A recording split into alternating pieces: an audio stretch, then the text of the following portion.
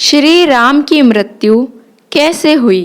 दोस्तों, एक दिन भगवान राम जान गए कि उनकी मृत्यु का समय हो गया है। वह जानते थे कि जो जन्म लेता है उसे मरना पड़ता है। यम को मुझ तक आने दो, मेरे लिए बैकुंठ धाम जाने का समय आ गया है, उन्होंने कहा। लेकिन मृत्यु के देवता यम अयोध्या में घुसने से डरते थे, क्योंकि उनको राम के परम भक्त और उनके महल के मुख्य प्रहरी हनुमान से भय लगता था।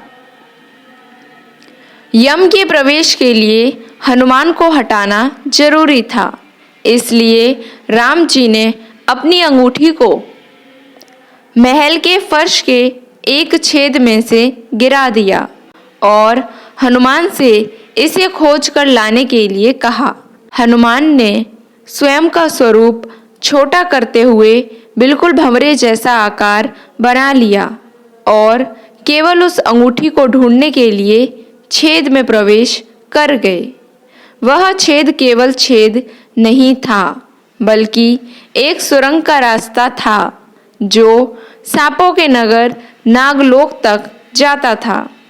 हनुमान नागों के राजा वासुकी से मिले और अपने आने का कारण बताया।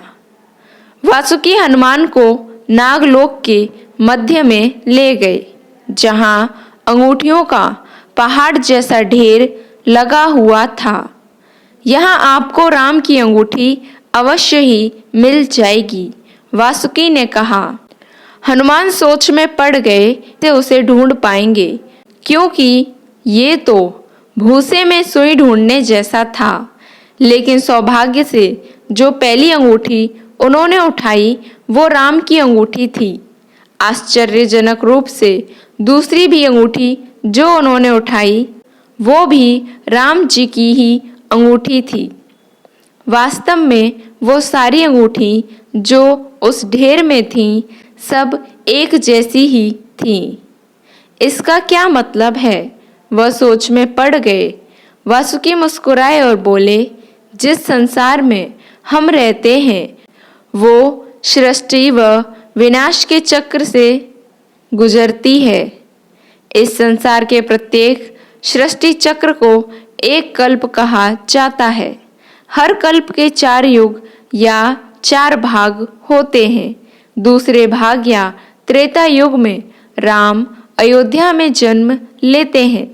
एक वानर इस अंगूठी का पीछा करता है और पृथ्वी पर राम मृत्यु को प्राप्त होते हैं। इसलिए यह सैकड़ों हजारों कल्पों से चली आ रही अंगूठियों का ढेर है। सभी अंगूठियां वास्तविक हैं। अंगूठियां गिरती रहीं और इनका ढेर बड़ा होता रहा। भविष्य के रामों की अंगूठियों के लिए भी यहाँ काफी जगह है।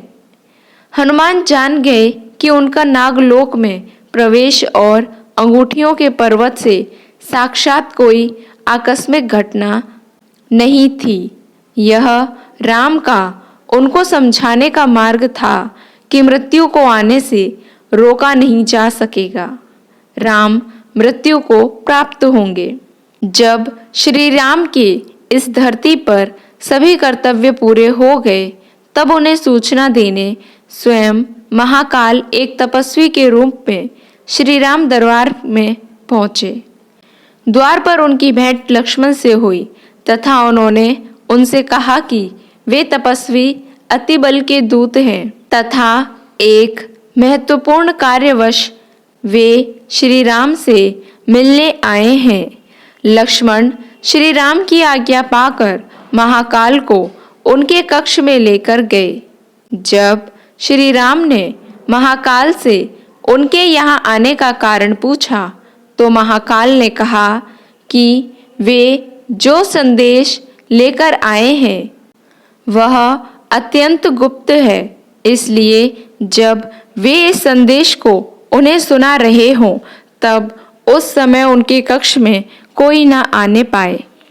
यदि कोई उन्हें बात करते सुन ले या देख भी ले तो उसे प्राण दंड दिया जाए। तपस्वी की यह बात सुनकर भगवान श्री राम ने लक्ष्मण से कहा कि वह द्वारपाल को भेज दे तथा स्वयं कक्ष के द्वार पर पहरा दे। उन्होंने लक्ष्मण से कहा कि यदि कोई भी उन्हें बात करते हुए सुन लेगा या देख भी लेगा तो अवश्य ही उसे प्राणदंड मिलेगा। इसके पश्चात महाकाल ने अपने असली रूप में आकर श्री राम को प्रणाम किया तथा अपने वहां आने का औचित्य बताया। उन्होंने श्री राम से कहा कि वे भगवान ब्रह्मा के आदेश पर वहां आए हैं। उन्होंने श्री राम को बताया कि अब उनका इस धरती पर कार्य पूर्ण हो चुका है तथा राम रूपी अवतार में उन्होंने अपनी जितनी आयु निश्चित की थी उसके भी समाप्त होने का समय आ गया है। इसलिए अब उनके परम धाम वैकुंठ में जाने का समय निकट आ गया है। श्री राम ने भी महाकाल से कहा कि वे यह जानते हैं कि उनका इस धरती पर समय पूर्ण होने वाला है तथा वे भी अब अपने धाम लौटना चाहते हैं। इसलिए वे यह संदेश भगवान ब्रह्मा तक पहुंचा दें। जिस समय लक्ष्मण द्वार पर पहरा दे रहे थे उसी समय महर्षि दुर्वासा वहां आ पहुंचे। उन्होंने उसी समय लक्ष्मण को कहा कि वे उनके आने की सूचना तत्काल श्री राम को दें। लक्ष्मण ने उनसे क्षमा मांगी तथा कहा कि श्री राम अभी एक आवश्यक कार्य में हैं, इसीलिए वे अभी उनसे नहीं मिल सकते। उन्होंने महर्षि दुर्वासा से कोई भी बात उन्हें बताने को कहा, अन्यथा श्री राम की प्रतीक्षा करने को कहा। यह सुनकर ऋषि दुर्वासा नाराज हो गए तथा उन्होंने कहा कि यदि उन्हें क्रोध आ गया तो वे इसी समय अपनी शक्ति से श्राप द्वारा पूरी अयोध्या को भस्म कर देंगे। लक्ष्मण यह सुनकर धर्म संकट में फंस गए तथा सोचा कि यदि केवल उनकी मृत्यु से पूरी अयोध्या बच सकती है तो उन्हें अपने प्राण दे देने चाहिए। लक्ष्मण ऋषि दुर्वासा के आगमन का संदेश लेकर श्री राम के कक्ष में पहुंच गए तथा उन्हें दुर्वासा ऋषि से मिलने को कहा। लक्ष्मण को वहां देखकर महाकाल अंतर्ध्यान हो गए। श्री राम भी असमंजस में पड़ गए, लेकिन वे लक्ष्मण की दुर्दशा को समझ चुके थे। उन्होंने लक्ष्मण को महर्षि दुर्वासा को अंदर भेजने का आदेश दिया। इसके बाद भगवान श्री राम के द्वारा राज्यसभा बुलाई गई, जिसमें महर्षि वशिष्ठ, उनके सभी भाई, मंत्री सुमंत तथा भरत ने लक्ष्मण को क्षमा कर देने का अनुरोध किया। लेकिन लक्ष्मण ने कहा कि यदि राजा का वचन ही झूठा चला जाएगा तो कौन उनकी बात पर विश्वास करेगा। इसलिए लक्ष्मण ने स्वयं के लिए मृत्युदंड मांगा। यह सुनकर भगवान राम असमंजस में पड़ गए तथा अपने गुरु महर्षि वशिष्ठ से राय मांगी। महर्षि वशिष्ठ ने कहा, हे राम, किसी अपने का त्याग कर देना भी मृत्युदंड के समान ही होता है। इसलिए तुम लक्ष्मण का त्याग कर दो तो तुम्हारा वचन झूठा नहीं होगा। यह सुनकर लक्ष्मण बोले, भ्राताश्री, आप मेरा परित्याग मत करना।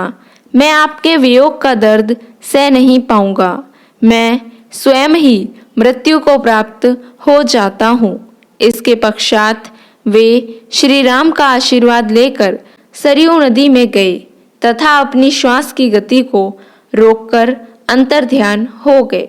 समाधि लेने के पश्चात वे अपने धाम वैकुंठ पहुंच गए तथा शेषनाग का रूप ले लिया। फिर प्रभु राम भी लक्ष्मण के पीछे चले गए और उन्होंने भी सरयू नदी में डुबकी लगाकर समाधि ले ली और अपने धाम वैकुंठ पहुंचकर श्री हरि विष्णु का रूप धारण कर लिया और शेषनाग पर विराजमान हो गए। तब तक हनुमान वापस लौट आए और देखा कि प्रभु अब नहीं है, तो उन्हें बहुत पीड़ा हुई, किंतु वे समझ गए कि उनको पाताल भेजना सब प्रभु की ही लीला थी। फिर हनुमान जी ने प्रतिज्ञा की कि प्रभु श्री राम के भक्तों की वे सदैव रक्षा करेंगे और जहाँ भी प्रभु श्री राम के नाम का जप होगा वहाँ वे हमेशा मौजूद रहेंगे।